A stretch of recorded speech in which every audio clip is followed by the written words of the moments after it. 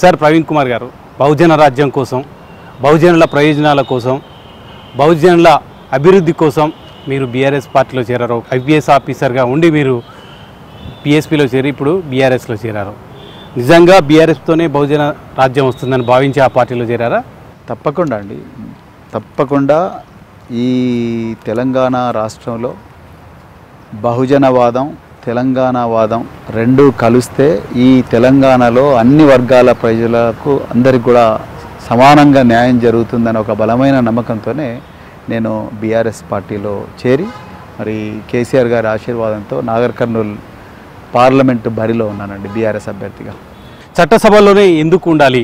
బహుజనుల తరపున పోరాటం చేయాలన్నా, బహుజనుల కోసం, వాళ్ళ అభివృద్ధి కోసం, వాళ్ళ అభ్యున్నతి కోసం, వాళ్ళ హక్కుల కోసం పనిచేయాలన్నా చట్టసభలో ఉండాలనే ఏకైక లక్ష్యమేనా ఇది?